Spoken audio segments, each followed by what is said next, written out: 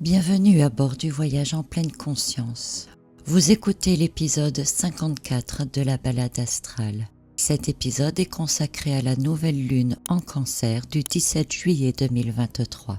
N'attachez pas votre ceinture et ouvrez votre esprit. La nouvelle lune du 17 juillet 2023 se produit dans le signe du Cancer. Elle se trouve en maison 7, en trigone avec Neptune, en sextile avec Uranus et en opposition à Pluton. Comme vous le savez, une nouvelle lune est toujours un moment important, signalant un nouveau cycle, un nouveau départ. Quelques jours avant cette nouvelle lune en Cancer, Mars est entré dans l'espace de la Vierge, apportant son énergie d'action et sa volonté dans le domaine de la discipline et de l'organisation, nous invitant à la fois à faire du tri et à œuvrer pour mettre en place des changements positifs dans notre vie. Je vous invite à réécouter l'épisode précédent consacré au transit de Mars dans le signe de la Vierge. Quant à Mercure, planète du mental et de la logique, est déjà à mi-parcours dans le signe du Lion.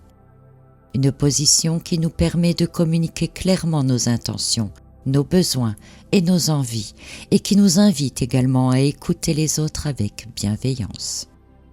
Enfin, Vénus est elle aussi en Lion, nous invitant à rayonner, à être créatifs et relevant nos ambitions tout en nous connectant à l'énergie du cœur. Et ces positions de Mars, Mercure et Vénus sont importantes au moment de cette nouvelle lune en Cancer, car elle contient des énergies qui nous invitent à honorer et à nourrir nos émotions les plus profondes.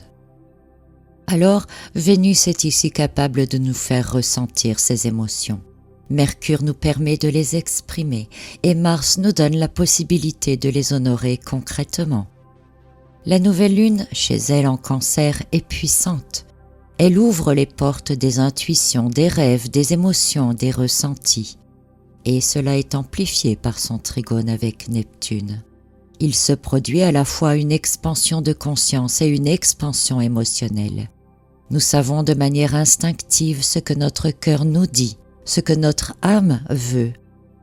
De plus, par son sextile avec Uranus en Taureau, cette nouvelle lune en Cancer et le mois lunaire qui s'ensuit va nous rendre très imaginatifs, créatifs et même ingénieux.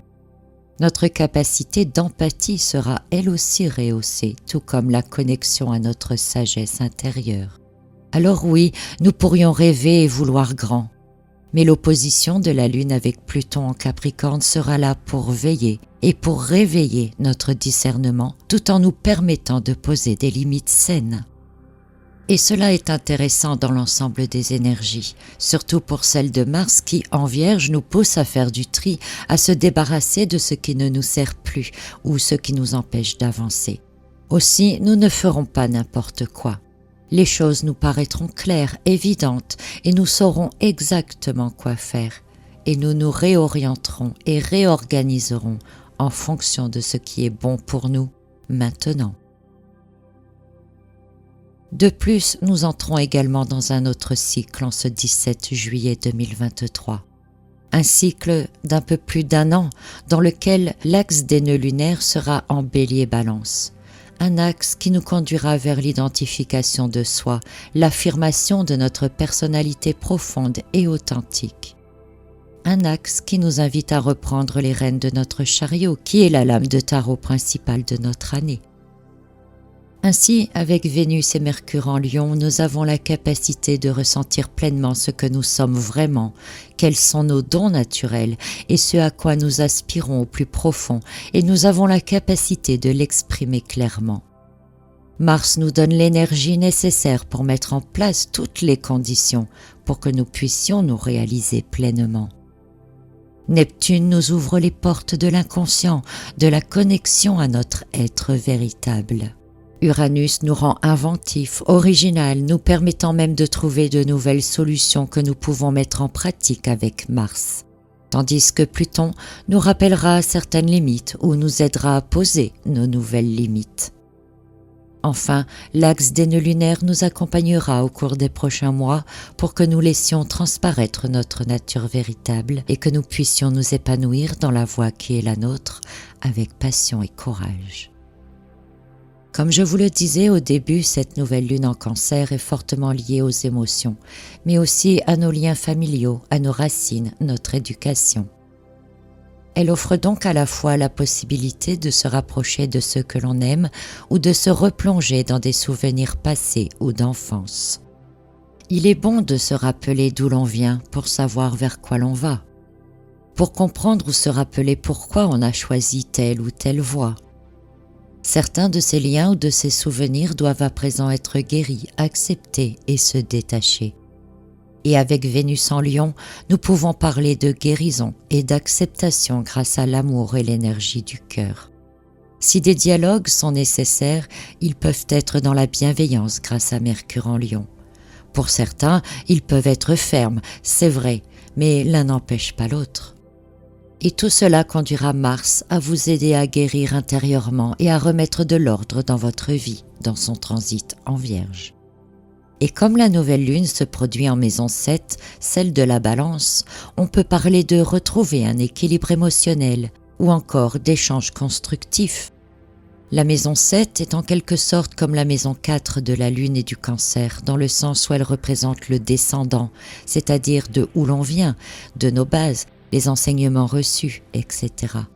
La Balance, associée à la maison 7, est l'endroit du nœud sud à présent. Il représente ce que l'on doit lâcher ou améliorer pour aller vers le nœud nord, c'est-à-dire vers une évolution. On ne peut pas rester toute sa vie sur le passé, sans changer, sans grandir, sans évoluer. Alors oui, si vous avez compris tout ce que j'ai dit auparavant, vous comprenez que cette nouvelle lune en Cancer peut nous rappeler tout un tas de souvenirs, peut-être même des choses qui étaient sorties de nos consciences, mais toujours là quelque part en nous, et qui inconsciemment à présent nous empêchent de nous épanouir pleinement. Alors oui, Neptune nous donnera accès à ces informations perdues. Oui, Pluton nous fera comprendre en quoi cela nous limite.